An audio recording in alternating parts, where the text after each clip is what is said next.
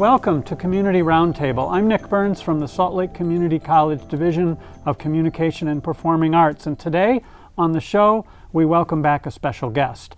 We'll talk about immigration, we'll discuss education, and we'll ask about government transparency. And if we have time, maybe we'll look a bit into the future. She is our U.S. Representative from Utah's 4th District, Mia Love. Representative Love, welcome back. Thank you for having me. Well, thanks for taking time for this. I know there's been a whole lot of concern over, folks from Washington and how they interact with their district, but thanks for taking time. And there's a lot I want to talk about. I know we have longer than a typical 3-minute interview, so thank you. But back, I don't know where to start here. I'm a teacher. Right. I want to ask about your education. Your parents emigrated from Haiti. Yes. Some fear for their lives under Papa Doc. Yes. You were born in New York. Right. Before moving to Utah, you studied musical theater. I did. Which I think is totally cool. So I wonder, just to get into education, your own educational choices and how those impact your now double win in the House of Representatives. How's musical theater background good for being in Congress? Well, I don't know if it's good or if it's bad. It is what it is. I've always loved the arts. I think it develops a different sense in us. It broadens our perspective in our minds. And so I've always been a fan of the arts. And as there have been attacks over the arts, and it's the one thing that people tend to look to when they're trying to get rid of different programming, I certainly think it's something that we need to keep. And so I've been, it's something that I'm passionate about and I love. I think it's also, when you talk about my education, I went to the University of Hartford, which was a 4-year college. My parents really thought it was important for me to go and explore who I was, what I wanted to do. And I have to say that my background and my work experience is actually in marketing.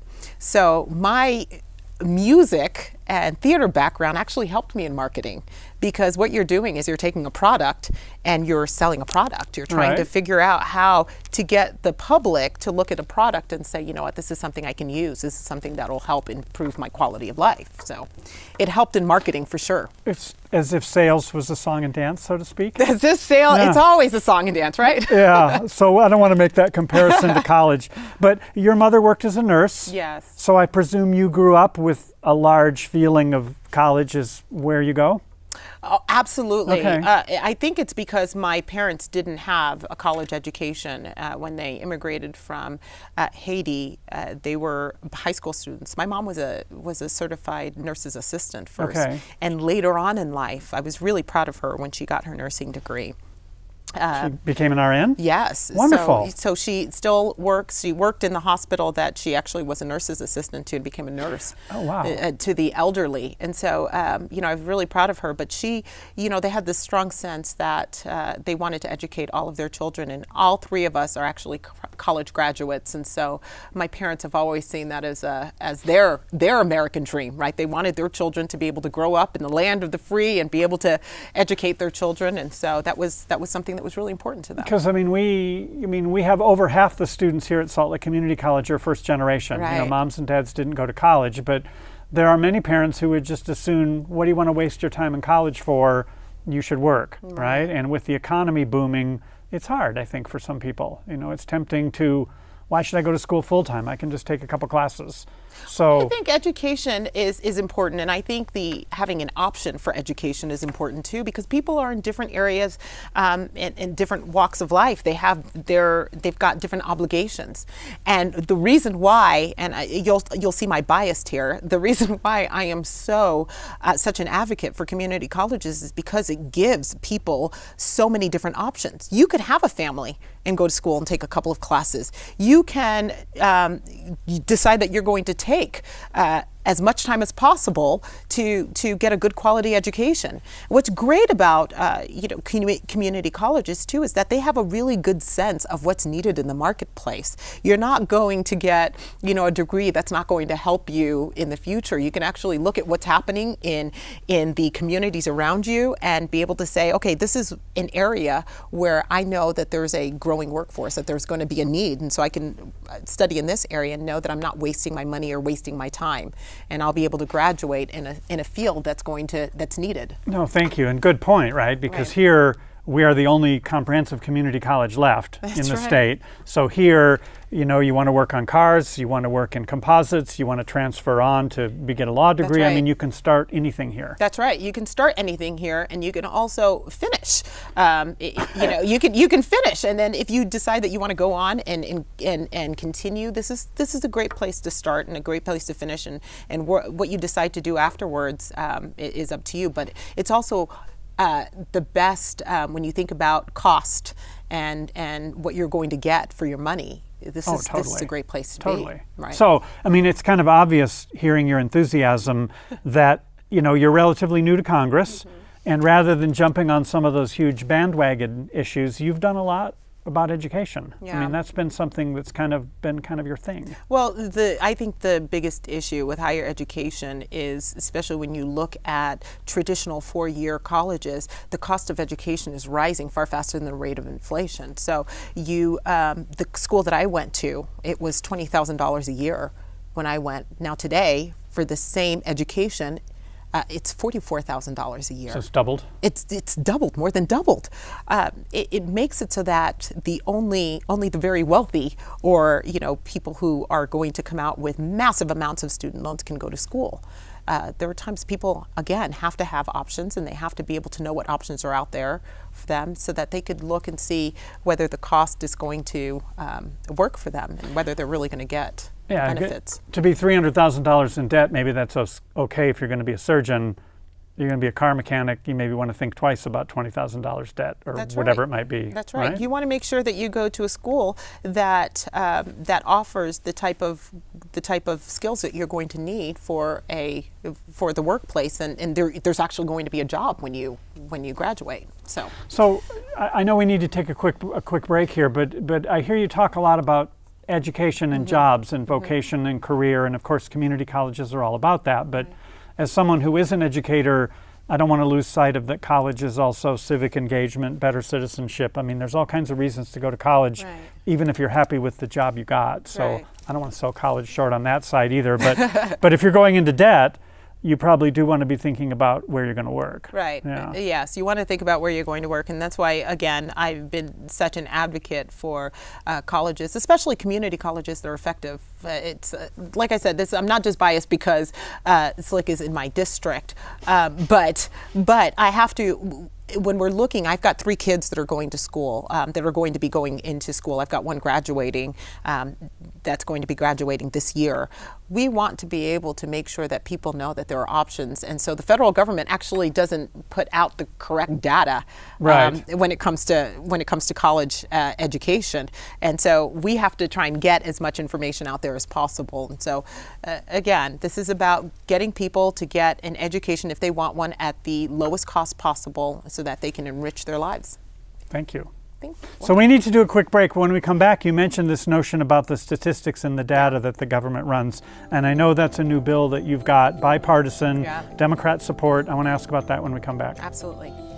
Keep it tuned. This is Community Roundtable with Utah's 4th District Congressional Representative Mia Love. Keep it tuned. We'll be right back. We are back on Community Roundtable. With us, Representative Mia Love. When we left off, we were talking about a new bill you have in Congress, bipartisan, Democratic co-sponsor, and Representative Marcia Fudge. She's from Ohio, also a member of the Congressional Black Caucus. Right. So tell me about this bill and what it does for higher ed, because I'm already a fan. I mean, I don't mind being biased because I'm in education. Well, first of all, I wanted to talk about Marcia Fudge just really quickly. She is Paul Ryan is my assigned mentor. He's my assigned big brother, as you could say. Ooh. Marcia is my chosen big sister. Oh. She has been absolutely wonderful. We work together on issues that we focus on. I've always said that American democracy is at its best when 2 people get into a room and talk about what they're for. And it's really nice to be able to be the only Republican in the Congressional Black Caucus where they have been very supportive in helping me on issues that we all agree on. When I need to go get bipartisan support on specific issues, that's the first place I go, and it's really nice. They've helped me quite a bit on veterans issues and college. So Marcia Fudge is absolutely wonderful. One of the things that we noticed is that when it comes to federal data and putting out information so that prospective students can look at where to go, we realized that a large percentage of students that are graduating from community colleges were left off. In other words, if you are not a first-time student graduating within 4 years, then all of a sudden you're left out of the federal data. What do you mean left out? So in other words, they don't record that. If you're looking at schools, you'll look at, for instance, a school like SLIC or any community college, they won't show a high percentage of graduates because they do not include students that haven't graduated within 4 years, and they do not include students that aren't first-time students. So, for instance, if you decide to go back to school and you start a different field, then you're not included in the data. So when you're looking at in the Board of Education, you're looking at their data, SLIC might not be at the top of the list because it doesn't have a high number of students graduating. By the metric of 4 by the years. metrics of 4 years and first-time students. So, I mean, if you think about it, if you look at, you take maybe the U, but you could look at Princeton or any of the Right. Ivies. Right. They always brag about that, 96% 4-year completion. That's right. But That's right. they're residential, a lot of family support. A lot of family support, a lot of money, the people that can actually afford. Well, there is that, kind of 60 yeah, grand a year. That's right. But those are the schools that get this reporting that they can quote. That's right. Folks like us are left out. That's right. And we have a number of students that take 10 years and do just great. And I just think it does not help the American public at all whenever it comes to community colleges. In other words, I believe that formats like community colleges offer so many different options. My husband actually took him 7 years to be able to get a 4-year degree, but he was a attentive father working to provide for his family, and so he needed an option so that he can take his time and really studying a field that that was important to him and to our family. So What's this bill do? So what the bill does is it says that it kind of broadens the data. So what it does is it says if you are coming back to school, whether you stop for a semester or whether you stop for 3 or 4 years, you are included in this data.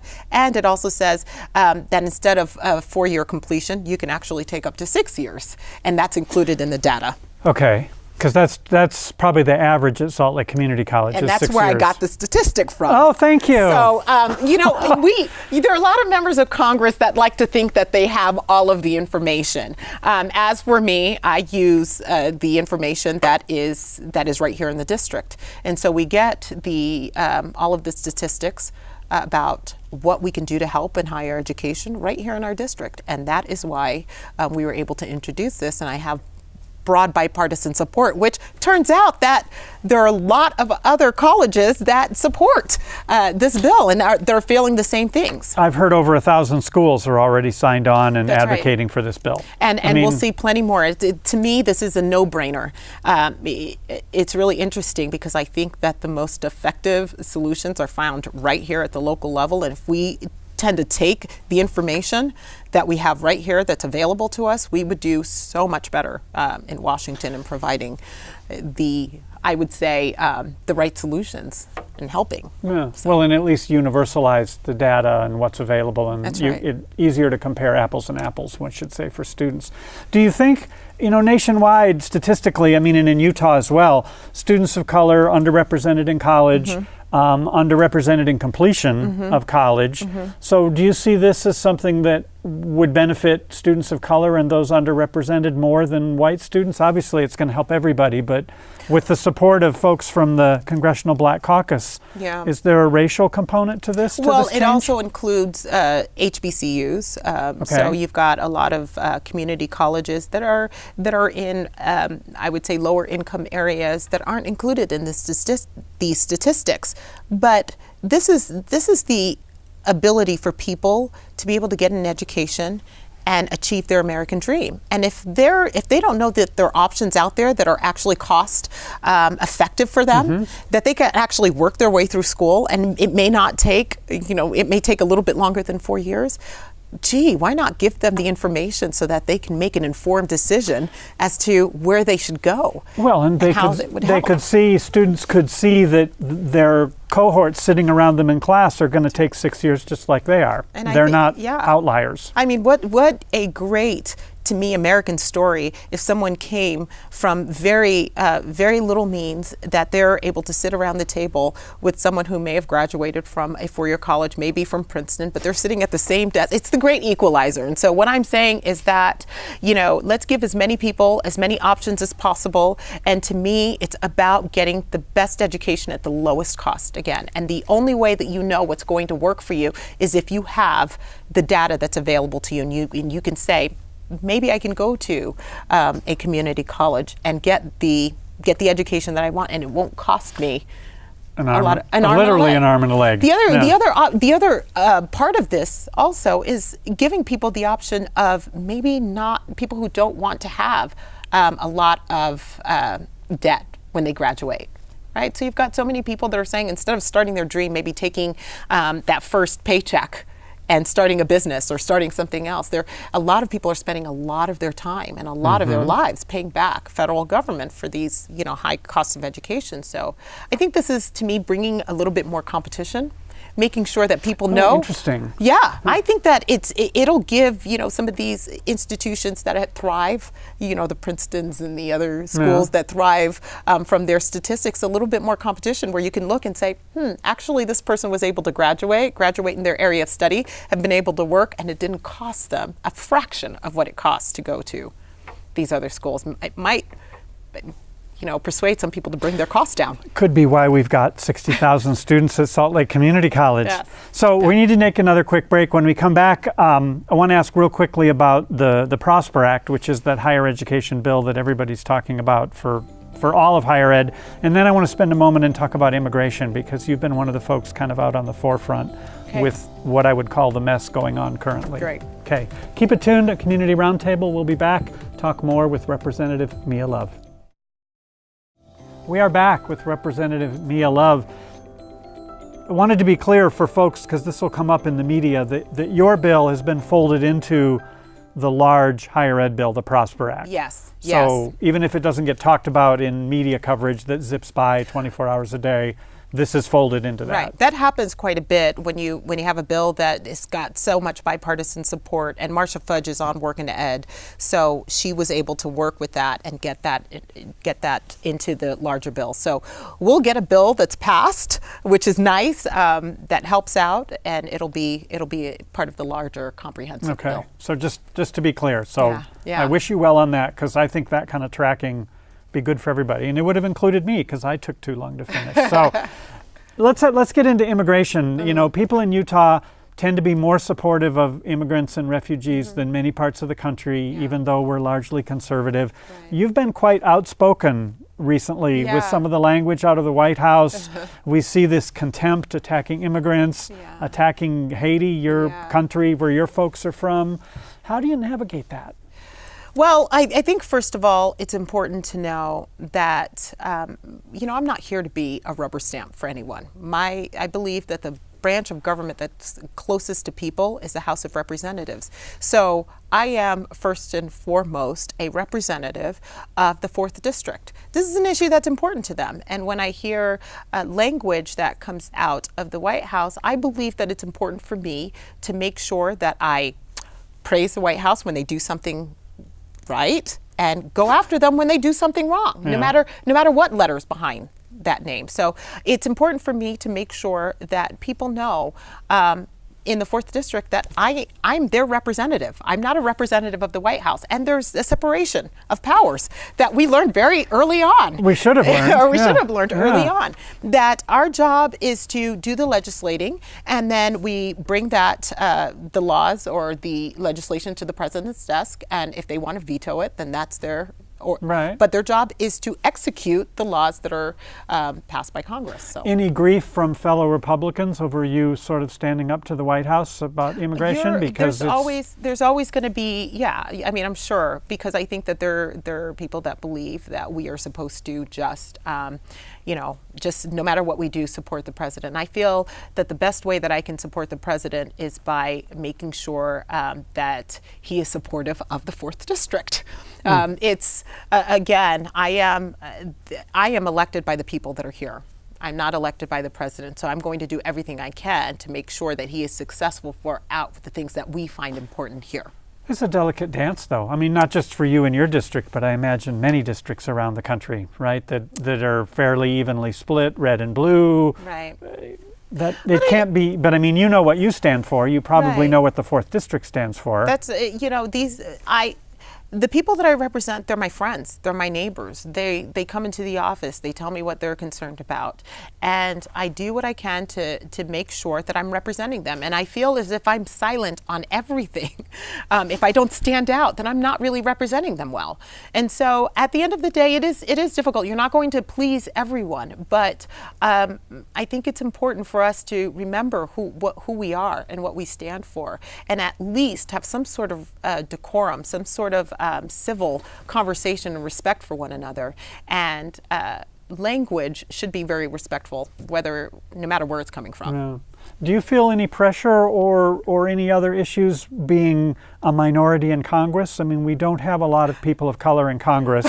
You're speaking out on immigration. Your Right. parents are from Haiti. Yeah. I mean, it would be very easy for you to be out there on a limb, so to speak. Well, first of all, this is an issue that I think is important in terms of my principles and my faith. We are a country that is born of people who have immigrated. At some point, everyone, their ancestors immigrated to the United States. And I think the thing is to make sure that we're not taking for granted the responsibilities and the blessings that we get from being a U.S. citizen. My parents, when they immigrated from Haiti, my dad said that he worked really hard. He learned how to speak English. He studied the Constitution and American history. He probably knew more about American history than most Americans did at the time. And when he pledged his allegiance to the American flag, he knew exactly what he was saying, and he meant every word of it. I think that the oath that people take when they naturalize is an oath that every single American should take. I've been involved in a lot of naturalization ceremonies, recently seeing young kids actually being naturalized, and you should see the journey, not just on their face, but their parents' faces, and how much they love the thought and the fact that now they have something that no one can take away from them. That is really cool, which is why I think the immigration reform and fixing DACA is important, because when we're actually able to do that, now you're not subject to who's in the White House. You have something that you've earned that no one can take away from you.